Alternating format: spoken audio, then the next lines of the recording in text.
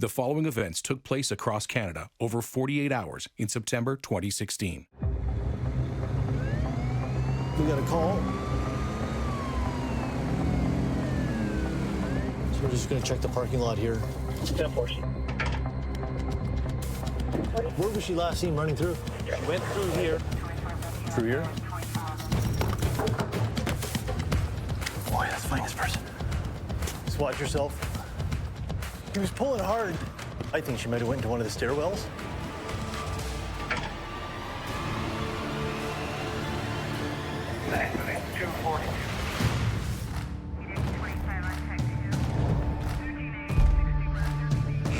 Check 1-2. Don't move! Third hoist. In September 2016, 60 camera crews across the nation captured 48 hours with the men and women who keep Canada safe. These are their stories. There's danger every day.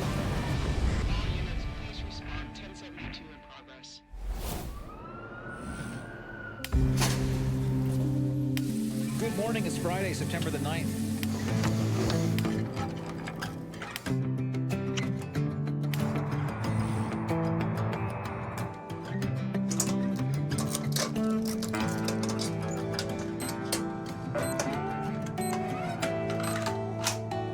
Morning, Stephanie.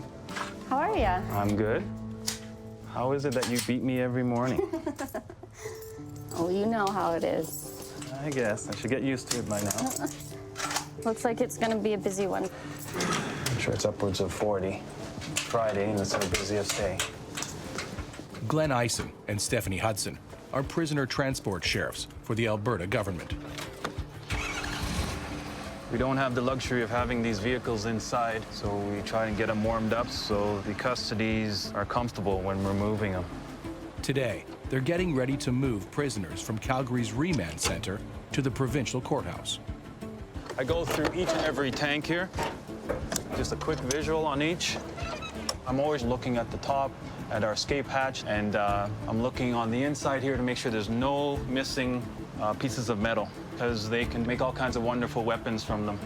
In Alberta, violent crime is on the rise, due in part to an increase in gang-related homicides. When I first started off, my wife was very worried about me, but that's part of being in law enforcement. We have a job to do. Am I ever frightened? Yes, of course I am. I don't know what the day is going to entail. I don't know what the intel is going to be on the custodies that we're going to be dealing with, but I'm always on guard. This is what's going to have our loads on it, all our intel, and there's a GPS also with it so that they know where we're at and where we're going. So I'm taking 20 shackles, and I'm also going to grab 20 cuffs.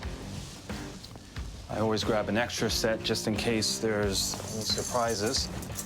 Although we operate in a very controlled environment, the potential for danger is very real.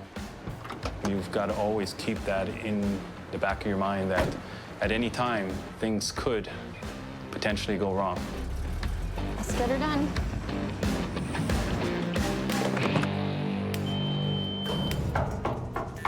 Hello, sir.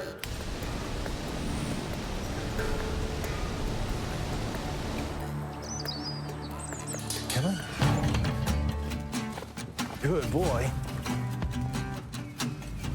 Go. Kay is a 4-year-old Belgian Malinois. Good boy. They're almost like a German Shepherd. A little smaller and a lot more hyper. Cut down on your sugar intake. Kay has been part of Constable Robert Croon's work and family life for the last 4 years. Good boy. That was a good boy. He's very, very much a passive dog. He will play with my daughters, but he can turn it right back on again into police mode. Go. Good boy. He listens to me better than you do. You have to partner the right person with the right dog and the right dog with the right person. Oh, good boy. Gonna find those bad guys? Kay and me hit it off perfectly. Let's go. See ya. Be careful. I'm sure they do worry, but they also trust me. And I'm partnered with the best partner you could ever have in the world, a police service dog that I know in a heartbeat would give his life for mine. All right, good boy. Yeah, it's gross. Thanks. I needed that.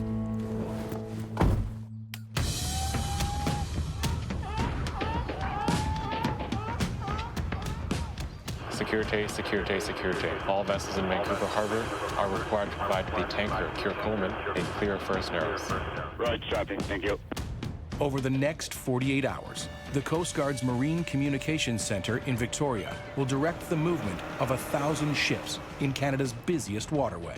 They'll be making a transit in through First Narrows, coming in for an anchorage into Vancouver Harbor. The center also deals round the clock with a wide range of marine emergencies. Victoria Coast Guard Radio. We handle about a call every 90 seconds in this room. Anywhere from broken down vessels or disoriented in the fog to more serious issues like fires, collisions, groundings. There's never a dull moment, that's for sure. Rescue Center, Victoria. We're on an elevated roof that the boat cannot get to, but we definitely cannot leave this position in any degree of safety. Over. Roger, understand. We'll get you some help. Please stand by. Well, I've never, ever experienced this in my 35-year career. There is a family on Discovery Island. They're reporting that they're being tracked by a wolf. I guess he's been on the island for quite a while, and once the people brought a dog on board, he became quite interested, I guess.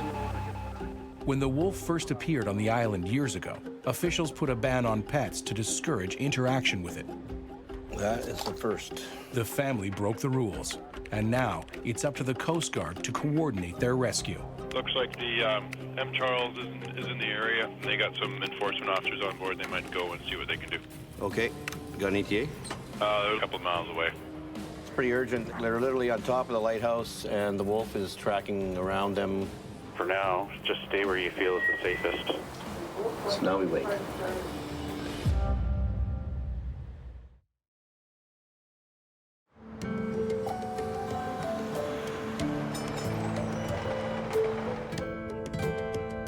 I was born in Saudi Arabia, and my family and I immigrated here when I was a year old.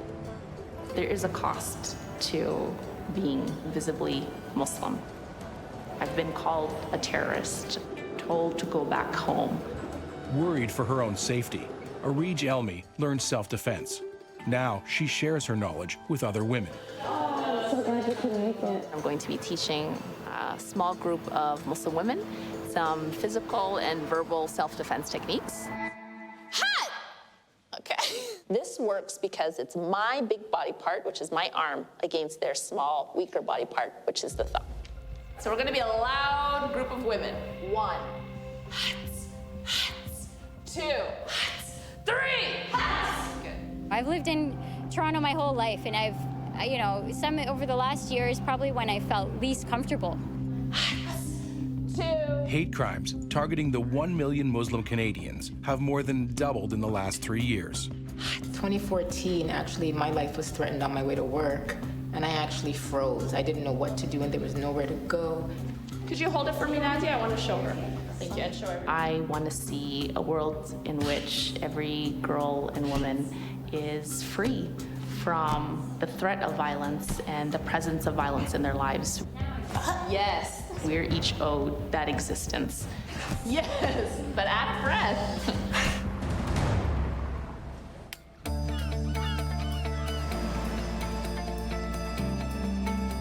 Victoria Radio, confirm your situation's okay for now, over. We're on the roof here. We're unsure if the wolf is still directly north of us, what I think is the old lighthouse pad. We can't see him, but that doesn't mean he's not there right now. Roger that.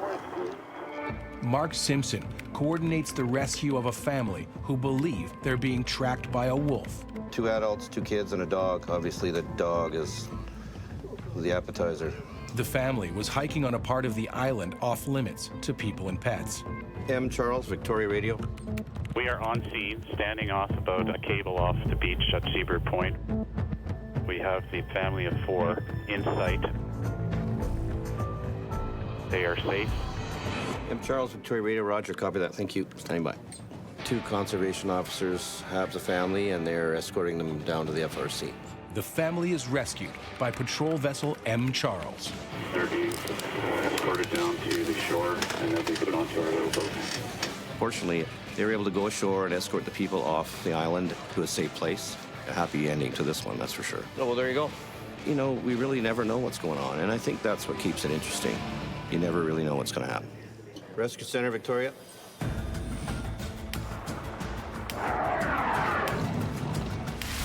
Water on that fire there.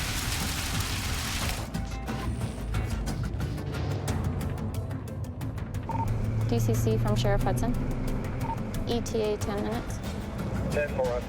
Prisoner transport sheriffs Glenn Eisen and Stephanie Hudson head in a convoy to the Calgary Court Center with 20 prisoners on board. We have 4 or 5 that are high profile, unpredictable behavior, violent. Individuals on board face charges ranging from kidnapping to murder. Hey guys, come on through. This way, guys. The prisoners are escorted to cells to await their court appearances.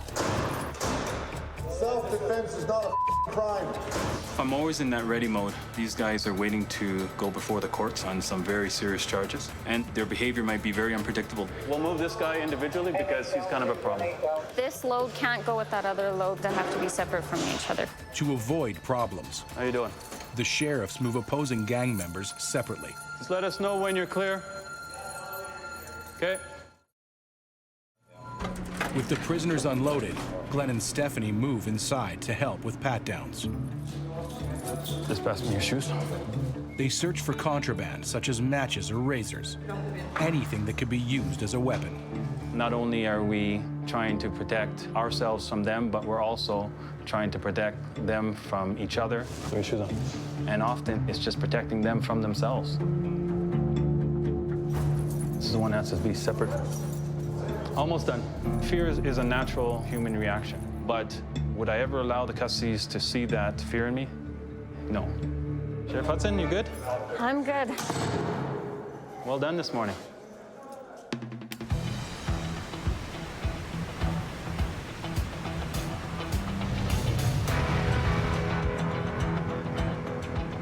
Hey, buddy. Oh, good boy. It's gonna be a good night tonight? Gonna find some bad guys? Yeah, you are. Beginning of our nights are kind of slower. So this is a good time for us to train. Hi, Brent. Do you mind doing a short track for Kay? I'll give you 5. Constable Robert Kroon's colleague hides so that Kay can practice tracking his scent. Good boy. There's really no difference between an operational track and a practice track for Kay. Down, look, souk, souk. So when I put him out, the boy, finest guy. He is definitely tracking the bad guy. Good boy. Dogs' noses are 2,000 times stronger than the average human. They can smell the skin cells that are constantly falling off people, so he can detect human odor very well. When Kay picks up a human scent, he's trained to ignore other odors and track only that person. Where is he? When he's put out to a task, he searches and searches and goes, and that's what we really want. Find this guy. Good boy. Find this guy. Speak to that guy. Good boy, show me your hands. Stand up. Don't move. Good boy. Good boy. Oh. Kay's raring and ready to go. Rob and Kay are 1 for 1, but the night is just beginning. Friday night, I'm gonna be busy.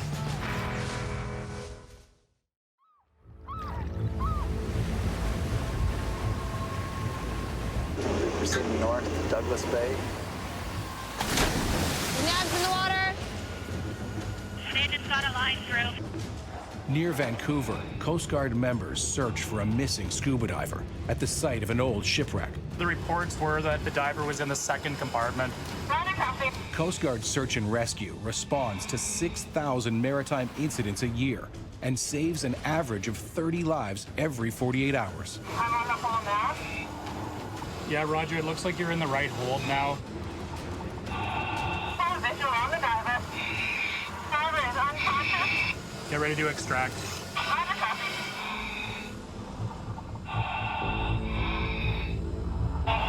Pull up slack on Jimmy's umbilical. Stand by the surface. Divers at the surface. Jamie McNabb successfully rescues the unconscious diver. A mannequin.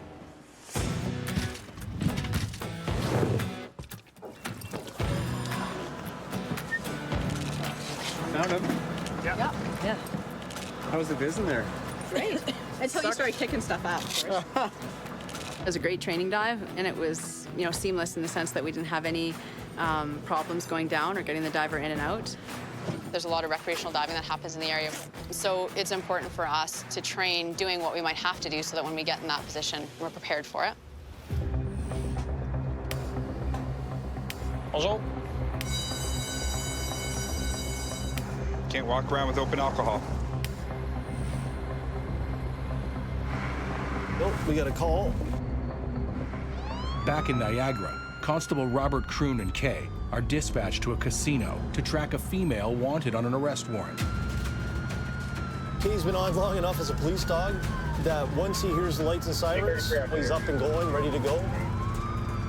We're just gonna check the parking lot here. Yeah, of course.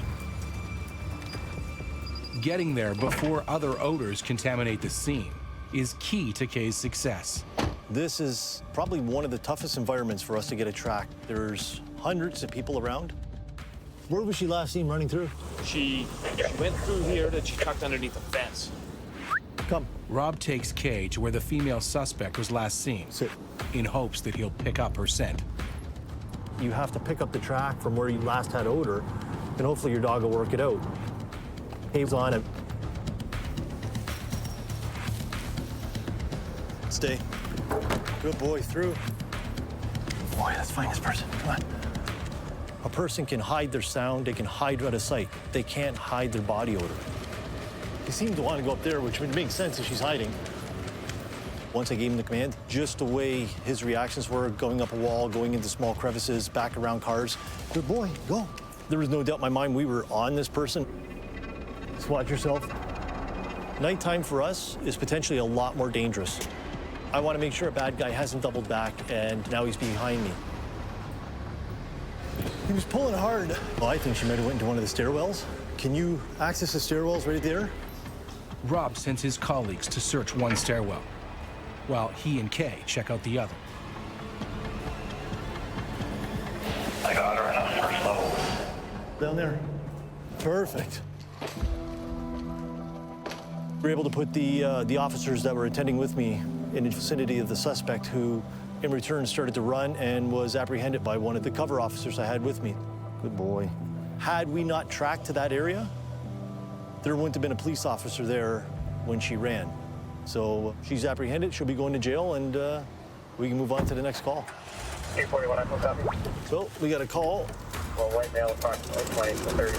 So we have a weapons call, male, no shirt on, running around, shooting a gun. Last known place will be Corner, Drummond, and Lundy.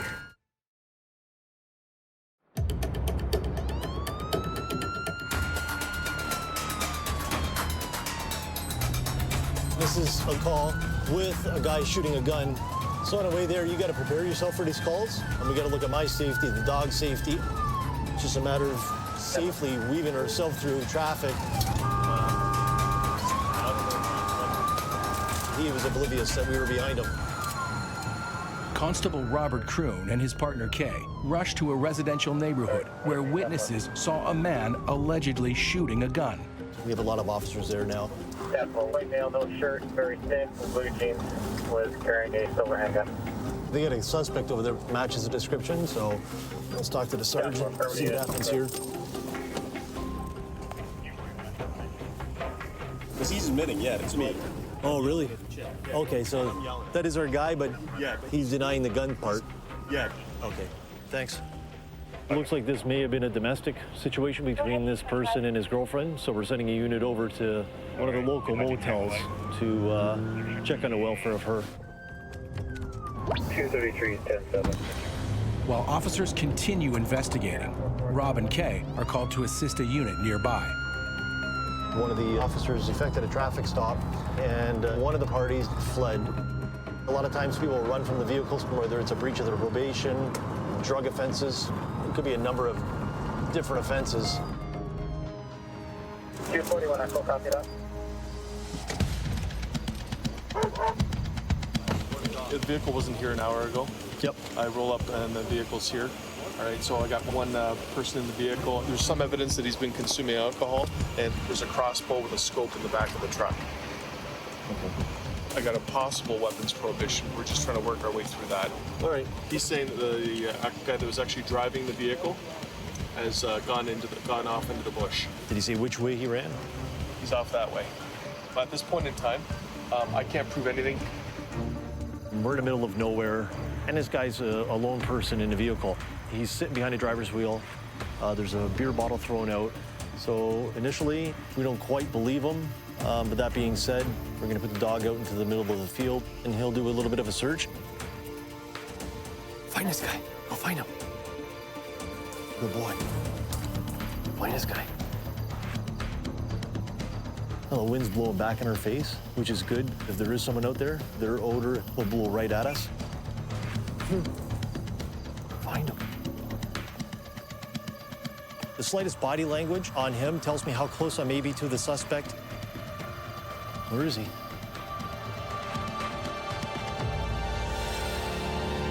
There's no sign of anybody else out here.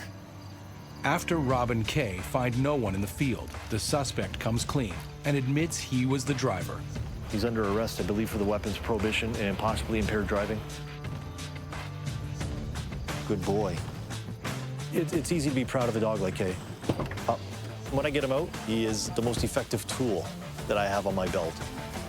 Oh boy, you must be tired. You have to be tired. I'm tired. This is our first of 4 night shifts, so we're gonna head back out again tomorrow night and do the same thing. Take our calls, hopefully get some bad guys and make a difference. Good boy, buddy. The following events took place across Canada over 48 hours in September 2016.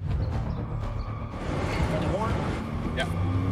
Go ahead with charges that need to be fed to him. CBSA Section 5, possession with the intent to traffic. Right now, we're going to put our suspect inside the house, watching his bedroom window. Everybody sit up. It's time to get close to the place. He came out of the house. We left the house. We're going to get him on the road now. I need all of you going out there and scaring him. They're heading towards council right now. Stay there. I'm almost there.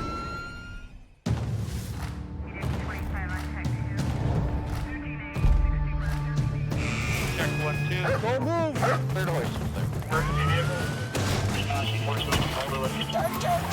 In September 2016, 60 camera crews across the nation captured 48 hours with the men and women who keep Canada safe. These are their stories. There's danger every day.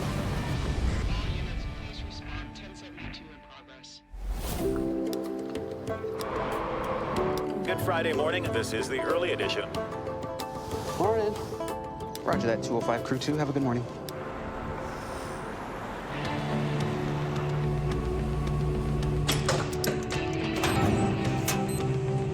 What's up, man? Morning.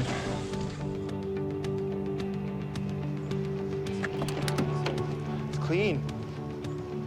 It's about professionalism. My uniform's always clean. I always have, shaven, haircut. The car has to look clean too, There's some traffic. The Ganawage Mohawk Territory has had its own police force since 1979. John D. Delormier is one of 33 officers serving the people. I'm Aboriginal. I'm Mohawk. It's a privilege to be policing your own community. If you're living in Chateauguay, this is how you get to the Mercier Bridge. That's how you get to Montreal. So you have 4 lanes of traffic going into 2. The bridge forms a clear boundary between the reserve and its neighbors. There's like 180,000 cars that come through here every day. I want to make it extra clear that when they come down the bridge, they're like, oh, we're in Ganawage. Let's keep our speed down, you know what I mean? The Mercier Bridge has seen more than just traffic conflicts. I saw you, don't go in here. During the 1990 Oka crisis, it was blockaded by the people of Ganawage. The Mohawk people we're very proud people. Investigator Ryan Cross is John D's mentor. When we had the 1990 blockade, my father was one of the big people who stood up for the community. Ronald Cross was a respected warrior during the Oka crisis, a groundbreaking conflict for Canada and the Mohawk people. He stood up for the people. He was put in prison for that.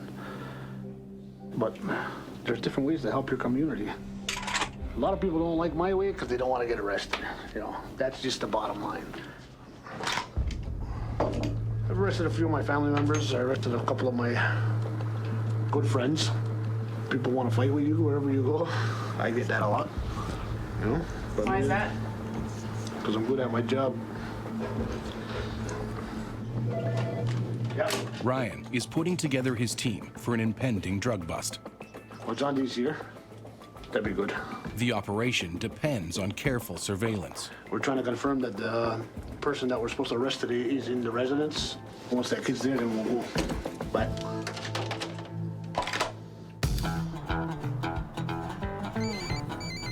Hi there, Conservation Officer Stanholm. Apparently there's a bear in this guy's backyard with his dog, and he shot it with a bow and arrow. 1017 to Pitt Meadows, please. In the past year, BC conservation officers investigated over 2,000 bear calls. Just gotta be up here, eh? Today, officers are dispatched to a subdivision where a homeowner has wounded a bear with a crossbow. We don't know what kind of area it's traversing, and we don't know what its demeanor is now that it is injured. Outside, I see the bear and my dog is together. So up on that ledge kind of thing. Yeah. That's this way. Yeah, up there, yeah. Finding the wounded bear is urgent. Sergeant Todd Hunter joins the search. We're going to look for the bear and then remove it if we have to, safely with a bear trap. Yeah. Quite a bit of garbage. And that's probably why I was on scene. There's a blood trail leading off this way, so I might be able to track the trail and find where the bear went. I got the arrow. Looks like I got the point of impact here. Just on top of the hill, exactly where you said it was. Yeah, went straight through. We highly recommend that people don't take matters into their own hands. We've got a wounded bear running around a community now. They can become aggressive.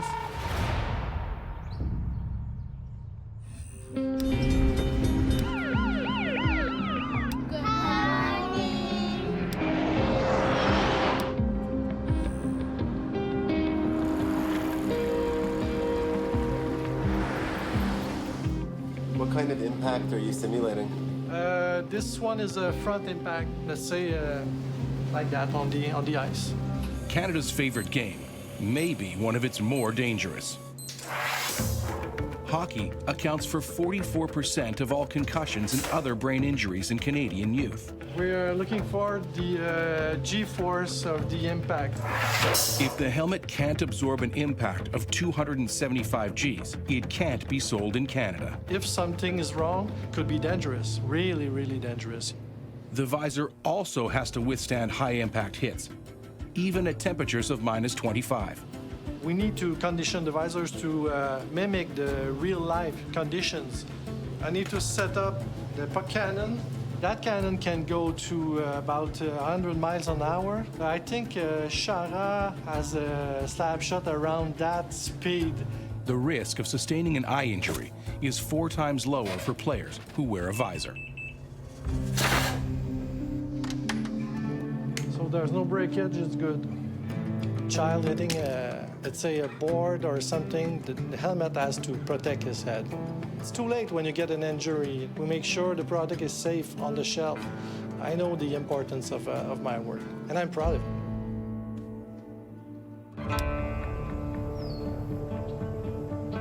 Come on in, have a seat. All right, everybody. We're gonna be doing a raid today. Investigator Ryan Cross and his team briefed Chief Dwayne Zachary and Assistant Chief Jody Dybo on today's drug bust. It would be 2 people that would be arrested. And we had information that they are selling out of the residence. Not only is Jody Ryan's boss, she's his mother-in-law. Yeah. Through our surveillance, we confirmed the homeowner. I don't believe she's involved. There's people coming and going all hours of the day, so approaching the residence from the side. If the homeowner's not there, they just go to the front door. Okay. So we're going to be going for narcotics. Cocaine, marijuana, pills, and firearms. Ganawage is a zero-tolerance community. Now, going to the door is going to be me, Larry, and John D. Then we also have to clear all the rooms to make sure nobody's hiding on us. Because what if one of those kids hears us and all of a sudden grabs and goes to the toilet and starts flushing? So we have to go boom, boom, boom. Fast. Jimmy's gonna be on the roof. He's gonna be doing surveillance. If he finds that he's there now, I want us to be able to gear up quickly. Once we confirm, we're gonna be ready to go. We're doing it high risk, so everybody's firearms are out. We need to be ready. The unknown, that's what makes me nervous. Just want to make sure nobody gets hurt.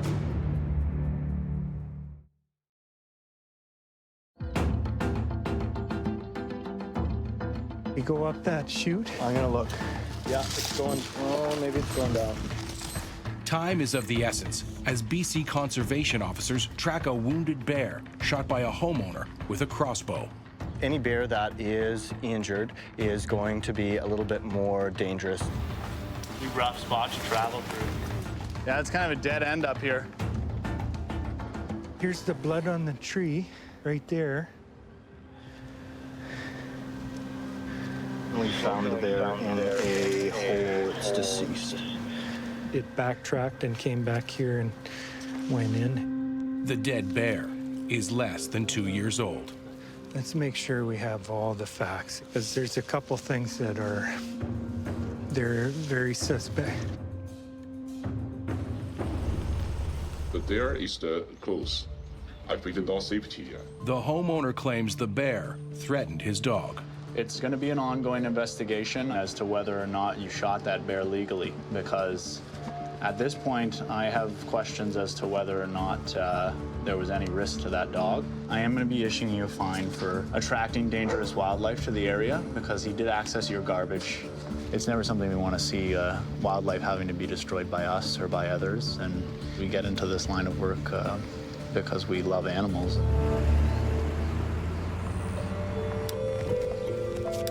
How far back is the chopper, or is she on scene? Fire in the hole!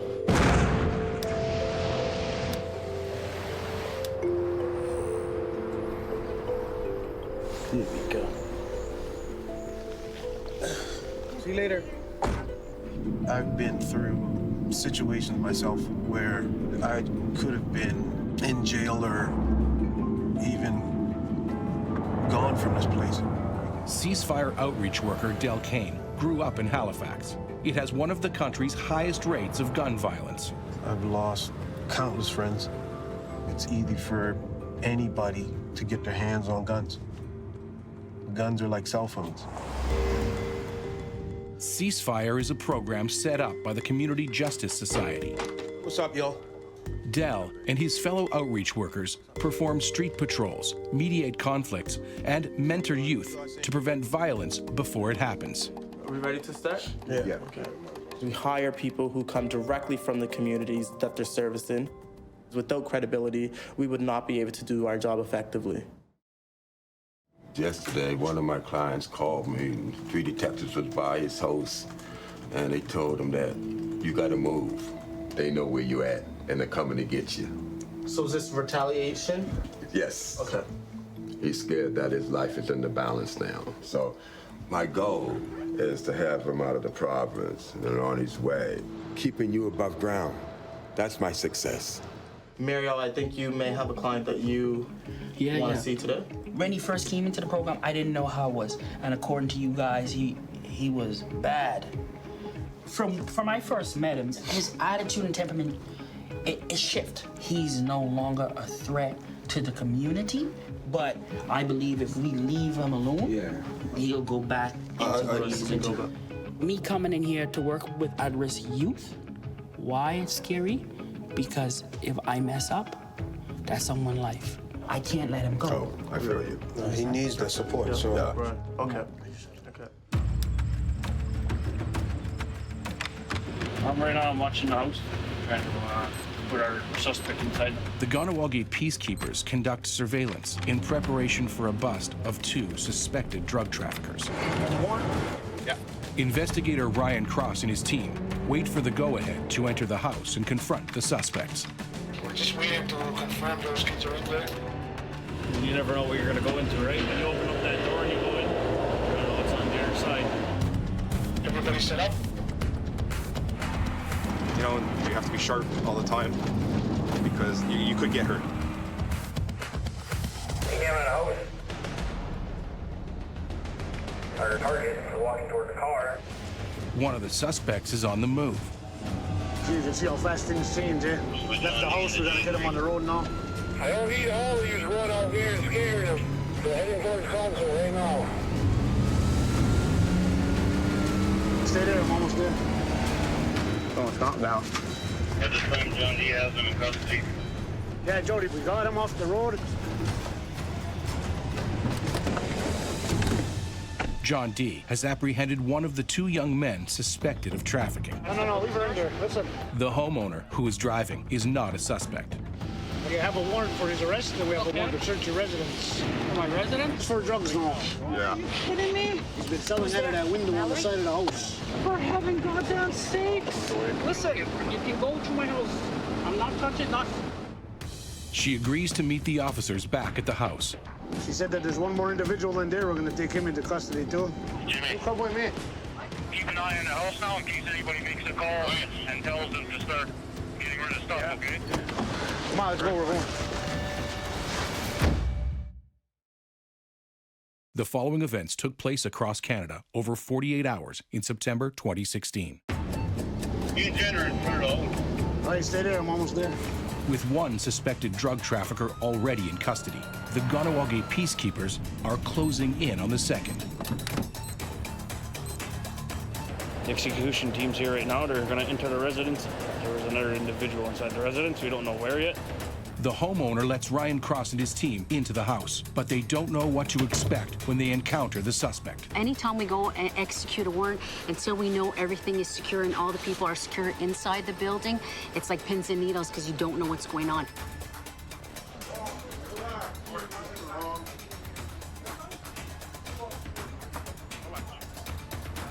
Okay, we're bringing one guy out. The house is secured now. These guys, we are aware of them, and we got both of them in custody. Drugs has probably touched everybody's life in our department. You have some? What do you got? What is it? Something. I had a brother, and he was addicted to drugs, and that's what finally led to his death. Want someone to go back with you? Maybe it's better. Yeah. Go. Okay, your residence is clear. It was a good success. A lot of pills, crack cocaine, marijuana. When I became a police officer, a lot of people didn't like that. They would ask me, how could you disrespect your father like that after he fought for the people and did this, There's different ways to help your community. Like taking drugs off the street that maybe they would have been selling to a 10-year-old kid. You don't know. I have no doubt in my mind that my father would be very proud of what I've done with my life. Yeah.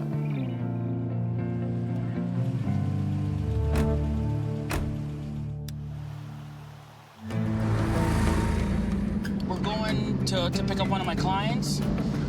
As a ceasefire outreach worker, Mario Roll works closely with youth at risk. With Cordell, he was on a path of destruction. He had a lot of aggression, frustration, anger. What are you saying, my brother? Hey, what's up? All is well? All is well. Everyone knows him. He's gonna blush now and he's gonna say, no, buddy. I ain't gonna blush and say no, it's true. I'm a very known guy. As soon as you're already in the life, basically, you're gonna keep getting a bunch of opportunities thrown at you. What's the life? The life, it's street life. See, I wish I was out of it. That's why I'm trying to get out of it. This is Dartmouth North Community Center. I meet my clients here. Cordell, I see the potential in him. School-wise, what are you thinking about that? Like, honestly, I ain't really trying to worry about school right now, and I barely got a place to live. Okay. What direction you want us to go in? Like, put it this way, I want to go to school and I want to work. That's what I want to do, okay? Yes. That's what I want to do. Okay. Can I get a date with you to start school? You work with that? Yeah. Okay, then let's do that then. So that's your word? My word. Oh, here. You know how I do it. Okay, that's your word. Mario, he's very supportive. When I say that I'm going to do something, he's making sure that I'm actually living up to what I'm going to do. So you deserve a coffee. I deserve an extra large coffee. I'm Yeah, this is it here. Good night, Jen. Love you too. He had 2 buck knives and a huge crossbow in the back. What is the system going through? A system that's broken. Before their street patrol, Ceasefire does some community outreach at a local festival. Believe change is doable, treated unusual, more than usual. Keep the peace, I got you. As violence interrupters, Ceasefire workers are ready to step in and defuse potentially lethal conflicts. We're going to be heading to a couple of the hotspots. Sounds like a party up in there. Yeah. Hey, man, you know the hood. There's always something going on. Friday night. Come on now. Quiet night. Boom. Shit can flip in a minute. Yeah. They can flip in a minute. Just settle down for a minute. Did your brother's baby brother said that they have guns or they didn't see guns? What was it? Did they have anything?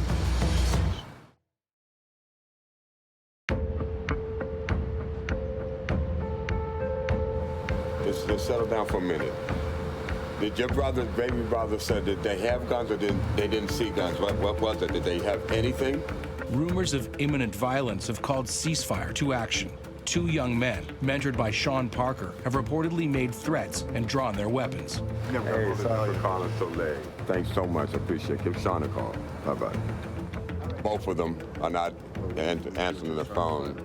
Do we even know what the situation is? What is it over? We don't even know the location where they are. So until we get that, there's nothing we can do but play phone tag. There's history with these fellas, though, right? There must be history. There has to be. Yeah, I am really, really disappointed in these 2.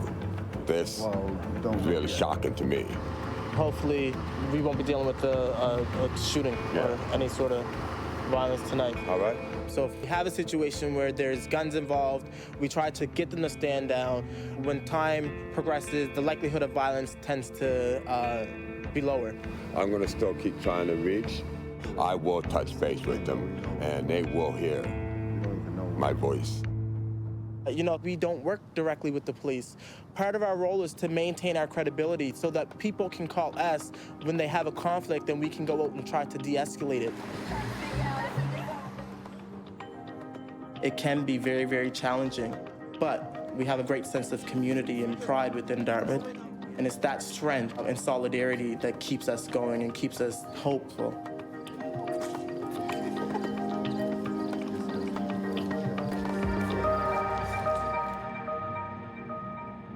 Next time on Keeping Canada Safe.